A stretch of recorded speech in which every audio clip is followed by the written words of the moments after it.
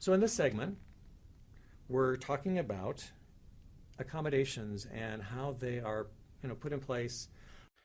Before we get into the specifics of accommodations, however, there's a short video I'd like you to watch that provides a unique Twilight Zone type of perspective on the need for accommodations. This video, like the others we've seen in this lesson, was created by the Disability Video Team in spring 2013.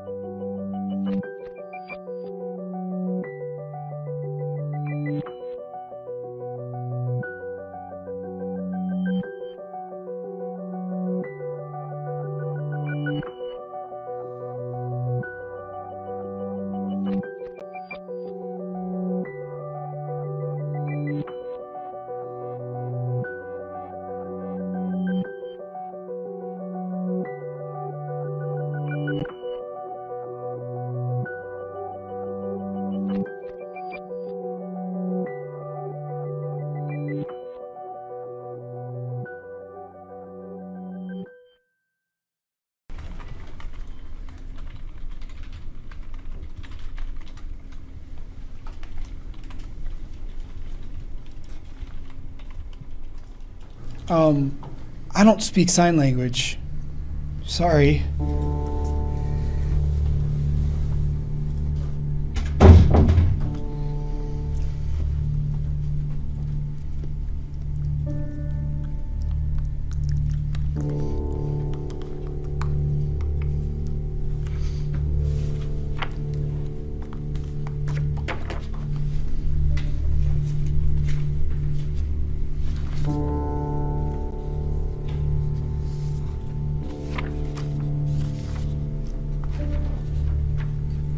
Excuse me. No, I don't understand what's going on. don't stop. What's happening?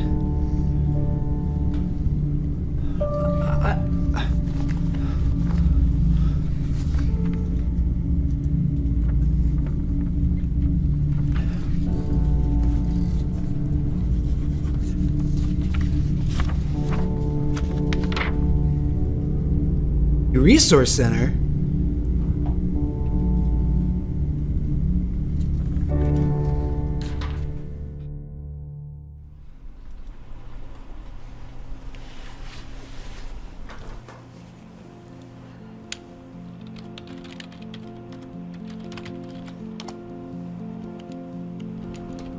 Hey, Hi. are you my interpreter? Cool. Could you help me say something to him? Sure. Awesome. Hey. Thank you so much for telling me to go to the DRC. I had no idea what was going on in here. Oh, no problem. It's good to see you're getting accommodated. So, what's your major?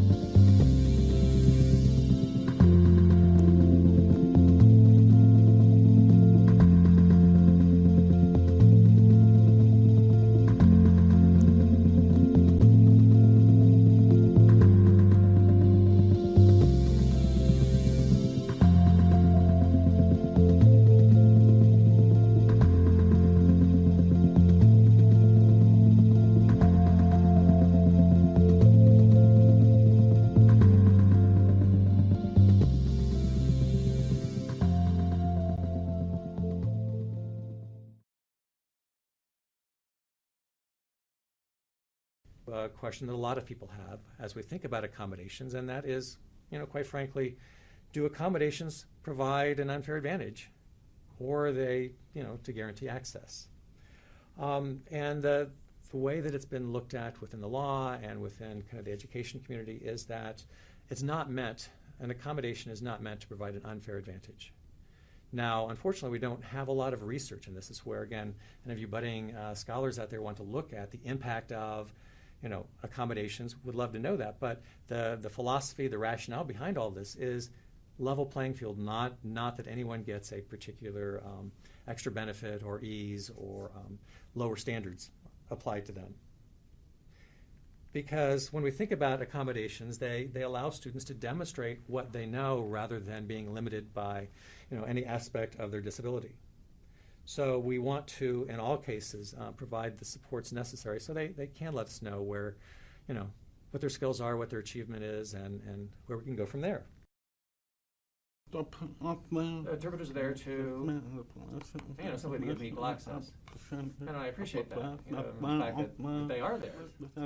I would like to say that I love interpreters. And I love the fact that people have learned my language and they've learned to translate. I just love it. It gives me that access to the same information that hearing people have. I'm now an equal in a classroom.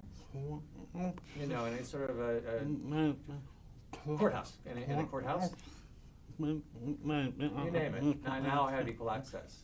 And that's thanks to the fact that they're interpreters.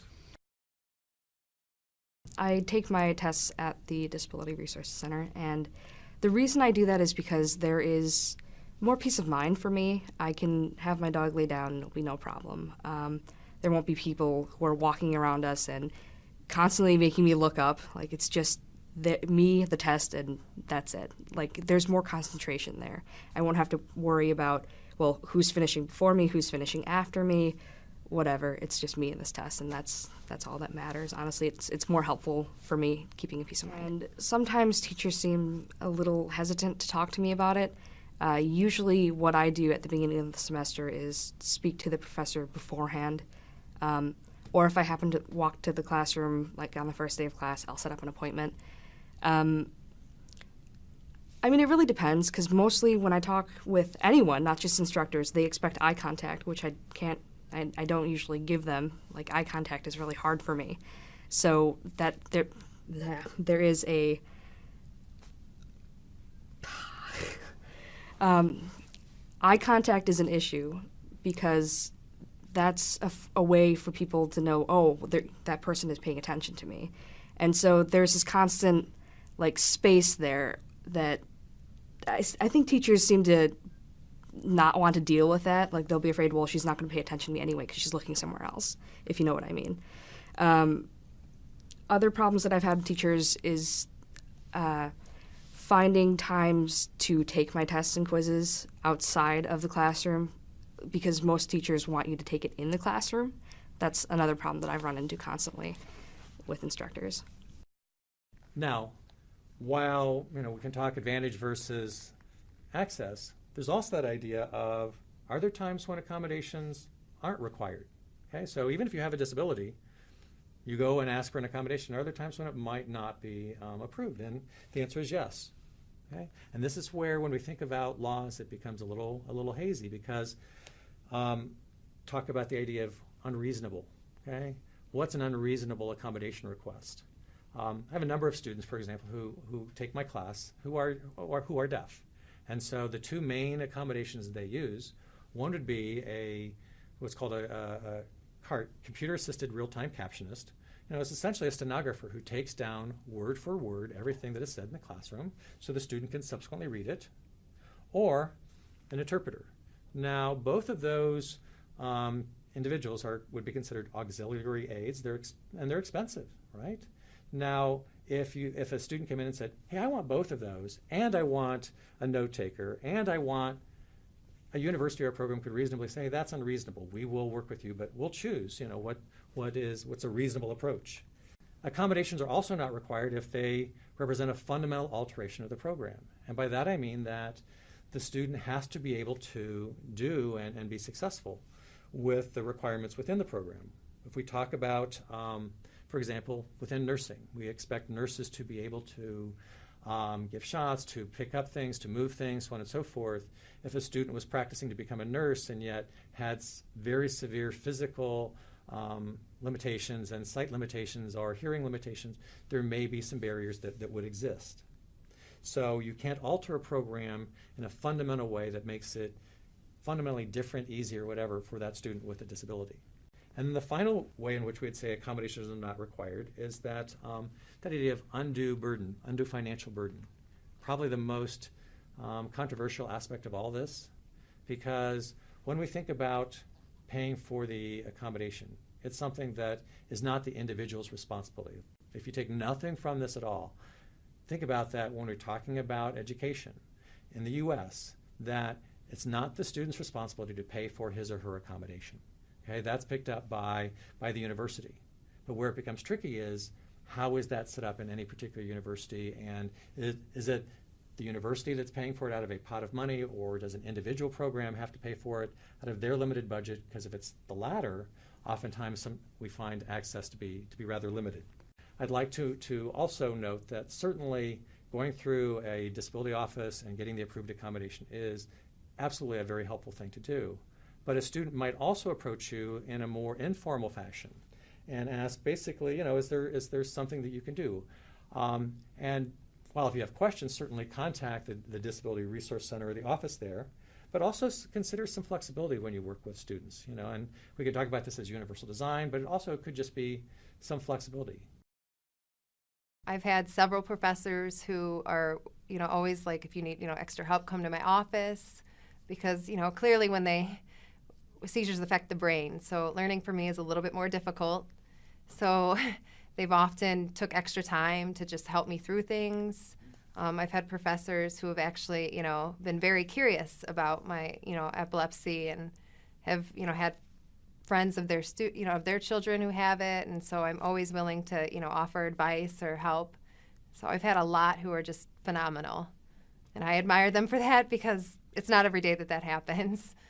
Most think it's an inconvenience, so.